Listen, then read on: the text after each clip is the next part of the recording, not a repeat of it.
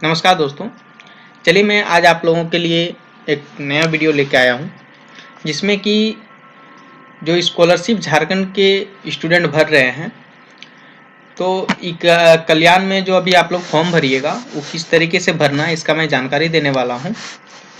तो दोस्तों अभी तक मेरे यूट्यूब चैनल को आपने सब्सक्राइब नहीं किया, सब्सक्राइब कर लीजिए और बेल आइकन को ऑन कर लीजिए ताकि जो भी आप तक नोटिफिकेशन पहुँचे उसको आप लोग देख पाएँ। तो चलिए दोस्तों हम लोग स्टार्ट करते हैं। तो सबसे पहले आपको क्या करना है, क्रोम ब्राउजर में ये वेबसाइट को ओपन करना है। आपको वहां पर लिखना है ekalyan.cgg.gov.in। ठीक है, वेबसाइट को लिखिएगा, सर्च कीजिएगा, आपका वेबसाइट ओपन हो जाएगा।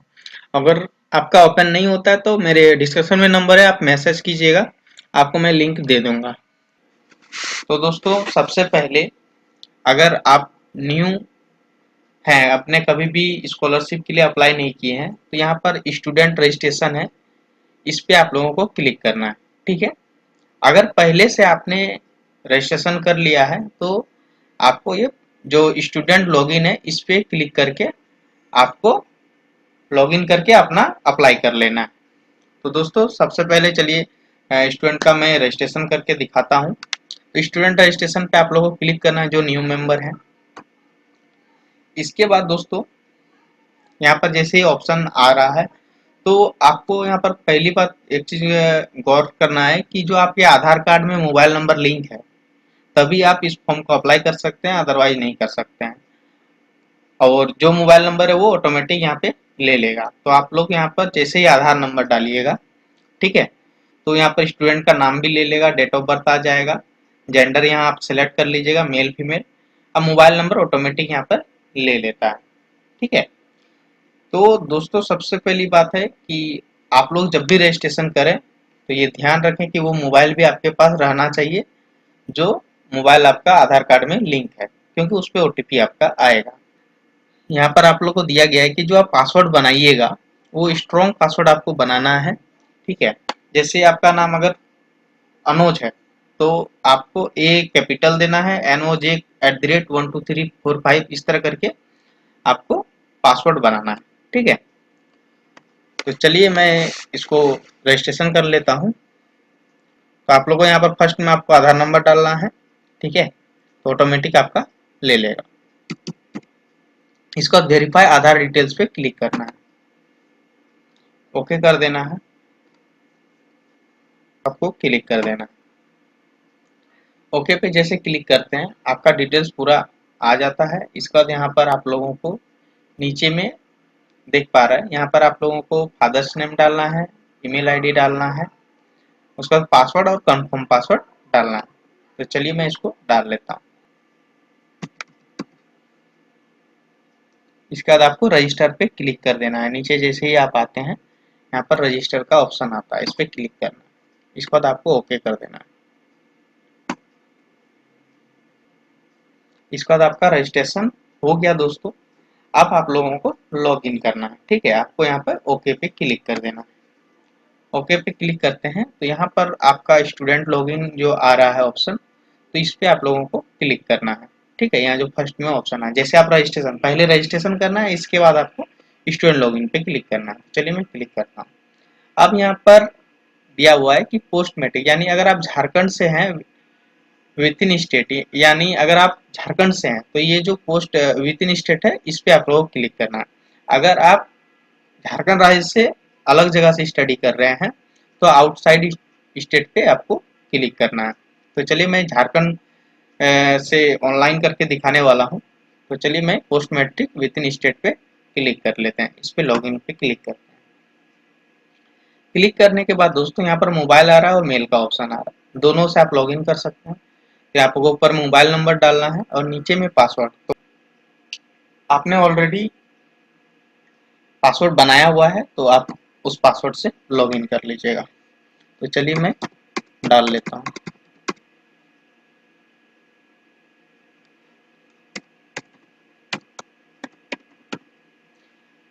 पासवर्ड डालने के बाद यहाँ पर कैप्चा डालना है।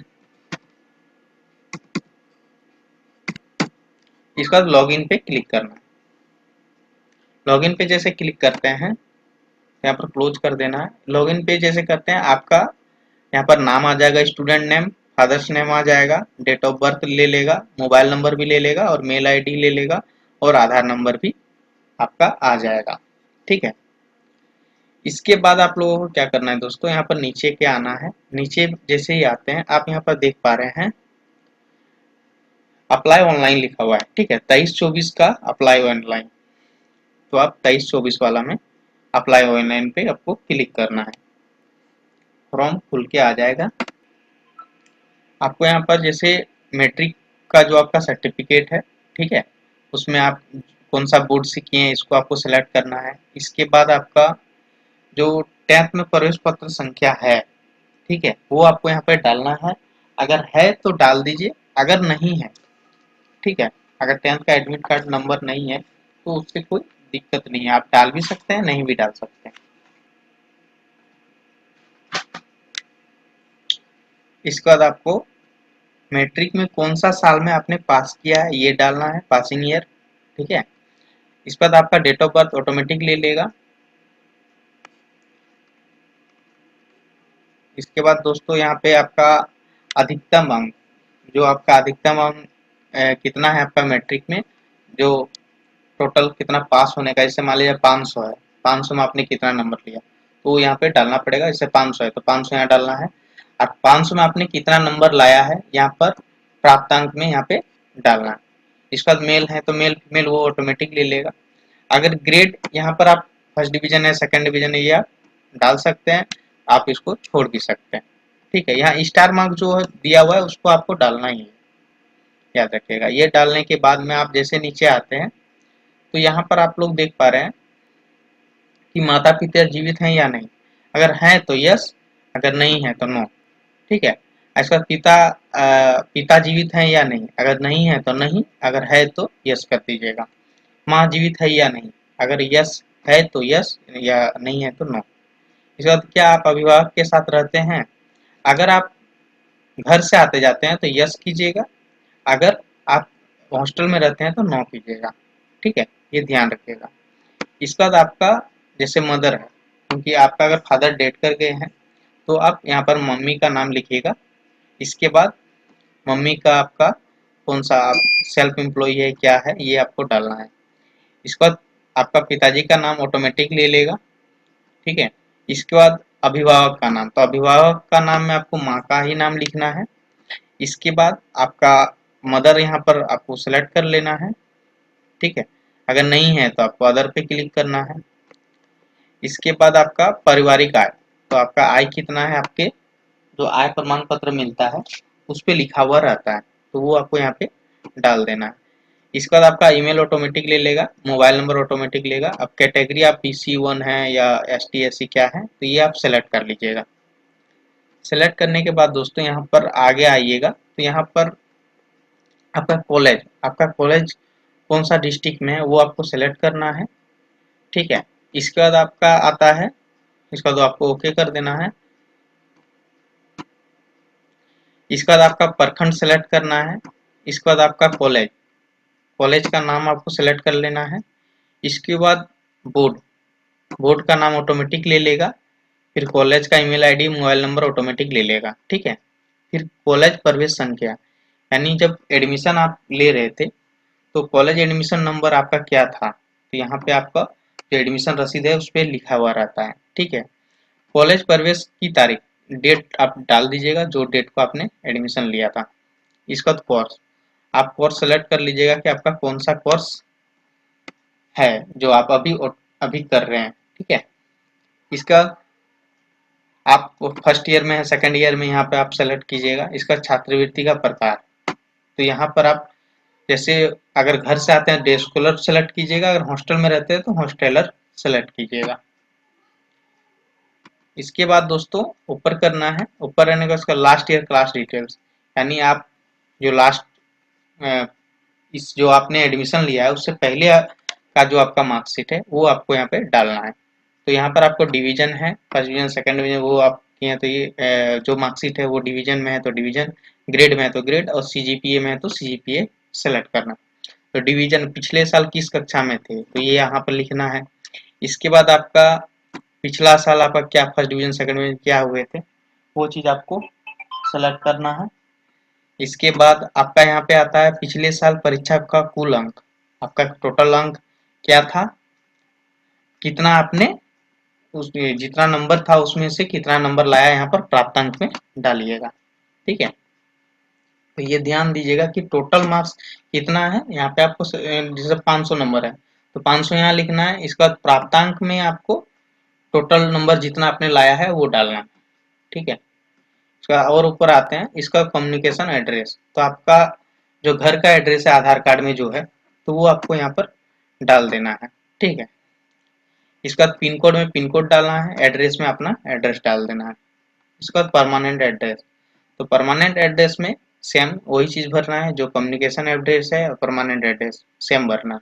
ठीक है, इसके बाद नीचे आते हैं दोस्तों। नीचे आने के बाद यहाँ पर आप लोग देख पा रहे हैं स्टूडेंट का जो फोटो है वो हाफ फोटो आपको यहाँ पर डालना है। वो जेपीजी फॉर्मेट में डालना है। 1 MB तक का अनुमति है, यानी 1 MB तक का आप फोटो यहाँ पे लगा सकते हैं, उससे ज्यादा का आप नहीं लगा सकते हैं। इसके बाद नीचे आइएगा दोस्तों, आपका निवासी प्रमाण पत्र डालना है। यहाँ पे फोटो आपको अपलोड करना होगा। इसके बाद आपका जो सर्टिफिकेट नंबर है वहाँ नंबर लिखा हुआ रहता है वो डालना है, और यहाँ पर तिथि डाल देना है जिस तिथि को ये निर्गत हुआ। इसका जाति प्रमाण पत्र भी उसी तरह अपलोड करना है, और उसका जाति प्रमाण पत्र नंबर लिखना है, किस तारीख को निर्गत किया गया है वो लिखना है। इसका आय प्रमाण पत्र भी आपको अपलोड करना पड़ेगा, और आय प्रमाण पत्र का निर्गत तिथि भी यहाँ पर डालना होगा। सॉरी, यहाँ पर आपको आय प्रमाण पत्र का नंबर भी डालना होगा। इसके बाद आय प्रमाण पत्र जो आपका है वो किस तिथि को निर्गत हुआ है वो भी आपको डालना है। तो ये चीज आप एक बार ध्यान दीजिएगा कि जो आय प्रमाण पत्र 1 सितंबर 2023 से या उसके बाद का होना चाहिए, यानी 1 सितंबर 2023 का बाद का होना चाहिए। उससे अगर पहले का है, मतलब उससे पीछे का है, मान लो 1 सितंबर है तो उससे पीछे का अगर कोई है तो वो आय प्रमाण पत्र आपका काम नहीं देगा। ठीक है, 1 सितंबर 2023 के बाद का ही आपको लगेगा। इसके बाद आपका कॉलेज का बोनाफाइड को आपको यहाँ पर अपलोड करना होगा। ठीक है, इसके बाद विद्यार्थी पिछले वर्ष का अंक पत्र, यानी जो मैंने बताया था पिछले वर्ष का अंक पत्र यहाँ पर को अपलोड करना है। ये सारा चीज अपलोड करने के बाद आपको प्रीव्यू पे कैप्चा डालना है और आपको प्रीव्यू पे क्लिक करना है, तो पूरा प्रीव्यू आ जाएगा। आने के बाद आपको फाइनल सबमिट कर देना है। तो चलिए मैं ये सब भी कर लेता हूँ, इसके बाद आपको फाइनल सबमिट करके दिखाऊंगा। सब कुछ भर लेने के बाद में आप लोगों को क्या करना है, यहाँ पर आपको जो कैप्चा नंबर है आपको कैप्चा नंबर डालना है। कैप्चा नंबर डालने के बाद आपको प्रीव्यू पे क्लिक कर देना है। जैसे प्रीव्यू पे क्लिक करते हैं आपको गेट ओटीपी का ऑप्शन आता है, तो गेट ओटीपी पे क्लिक करना है और आपके मोबाइल पे जो ओटीपी जाएगा उस ओटीपी को डालना है।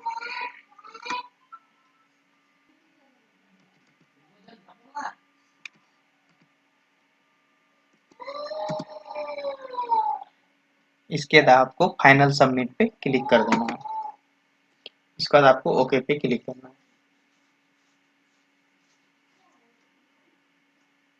जैसे ही ओके पे क्लिक कर देते हैं आप लोगों को एक नंबर यहाँ पर मिल जाता है,